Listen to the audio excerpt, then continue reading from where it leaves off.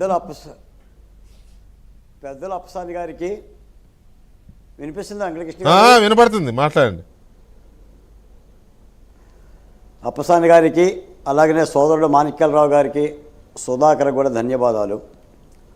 వెంకటకృష్ణ గారు 12 సంవత్సరాల తర్వాత కూడా ప్రజా రాజధాని అమరావతి గురించి మళ్ళీ ప్రజలకు చెప్పడం కానీ, ముఖ్యమంత్రి గారు మాట్లాడటం కానీ, మీరు మేము మాట్లాడటం కానీ నిజానికైతే చాలా బాధాకరం.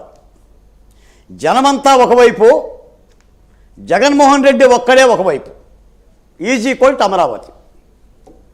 మీరు ఆంధ్రప్రదేశ్లో 5.5 కోట్ల మంది అమరావతి రాజధాని కావాలని ఓట్లేసి మరి కూటమి పార్టీకి 123 సీట్లు ఇచ్చినా 3 రాజధానులు వద్దయ్యా, నీ మడిసి వెనకబెట్టుకోవయ్యానని 11 సీట్లు ఇచ్చినా అమరావతి మీద ఈ విష ప్రలాపన జాగట్లా. మరి ఏం చేయాలి చెప్పండి? మరి మీరు చెప్పండి. అమరావతిలో నీళ్లు దూరుతున్నారంట, ఇప్పటికీ అమరావతిలో చెట్లు నరుగుతున్నారంట. ఏం చేయమంటారు మీరు చెప్పండి? అసలు నా రాజధానికి కర్మేంటి అంటున్నా? జగన్మోహన్ రెడ్డి గారేగా కారణం. ఇది విభజనవాదమే కదా, ప్రాంతీయ విద్వేషాల మంటే కదా. 5 సంవత్సరాలు అమరావతిలో నువ్వు రైతులను వేధించినాక, అమరావతిలో వేశ్యలు ఉంటారని నీ మీడియాలో అనిపించిన తర్వాత, అరసవల్లి పాదయాత్ర చేస్తే పాదయాత్రలో ఉన్న వాళ్ళకి గర్భధారణ అవుతుందని చెప్పిన దుర్మార్గమైన వైసీపీ పార్టీ నాయకుల పట్ల ఇంకేం మాట్లాడమంటారు వెంకటకృష్ణ గారు?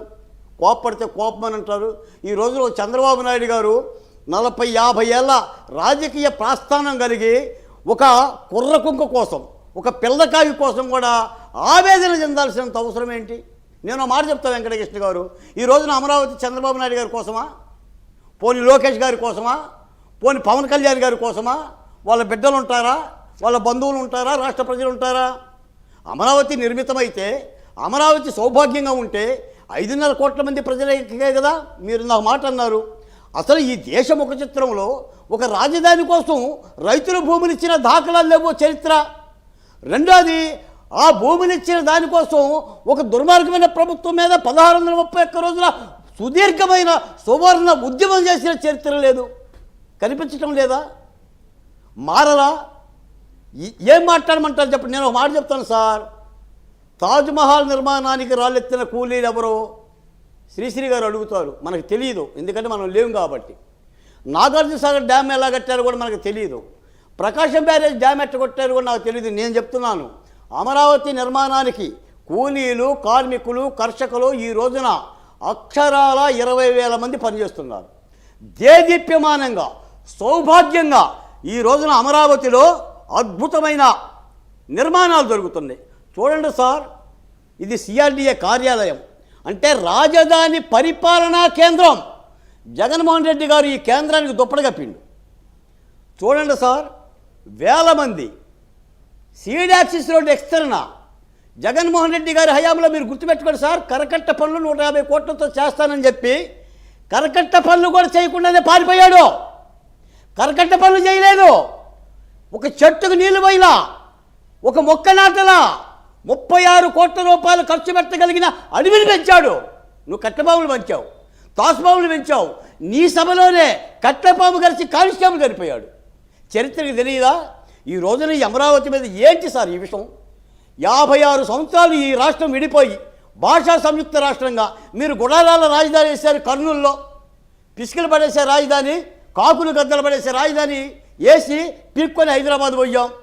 అక్కడ తెలంగాణ వాళ్ళు లేదా విభజన చట్టంలో మీరు ఒక నూతన రాజధాని కట్టుకోమని మాకు ఆ భాగ్యం ఇస్తే, రాజధాని రైతులు సౌభాగ్యంగా దాతలుగా ముందుకు వస్తే, మీరు దాతల మాటలని ఏం బాగుకుందాం అనుకుంటున్నావు జగన్మోహన్ రెడ్డి? అయినా నేను మాట్లాడుతాను వెంకటకృష్ణ గారు, ప్రజాక్షేత్రంలో ఒక నినాదంతో నువ్వు ముందుకెళ్ళినప్పుడు ఆ నినాదం పనికిరాదని ప్రజలు తీర్పిచ్చిన తర్వాత నువ్వేం చేయాలి? అసెంబ్లీ తీర్మానం ఉంది, సరైన రాజనీతిజ్ఞుడు ఎవడైనా సరే ప్రజలు ఒక విధానాన్ని తిరస్కరించినప్పుడు ఆ విధానాన్ని మార్చుకోవాలి. ప్రజలు ఏ విధానాన్ని మెచ్చుకుంటారో ఆ విధానంలోకి వెళ్ళాలి. అది మార్చుకోకపోతే దాన్ని మూర్ఖత్వం అంటారు. ఎవరైనా సరే, అది రాజకీయ నాయకుడికైనా, ఒక వ్యాపారవేత్తకైనా, ఒక తండ్రికైనా, ఒక బిడ్డకైనా, ఎవరికైనా మూర్ఖత్వం కిందకే వస్తుంది తన పద్ధతి మార్చుకోకపోతే. ఒక నిమిషం బాలకోటే గారు, ఒక నిమిషం ఉండండి. మాణిక్యరావు గారు నమస్తే అండి. జగన్మోహన్ రెడ్డి గారు అడ్డంగా పట్టుకున్నా కూడా అమరావతి నిర్మాణం ఆగదండి. అదే కదా ఇప్పుడు చంద్రబాబు నాయుడు గారు చెప్పింది అదే కదా. మాణిక్యరావు గారు, ఇప్పుడు తెలుగుదేశం పార్టీలో చాలామంది నాయకులు చాలా కలవరపడిన సందర్భం చూసాం. చాలామంది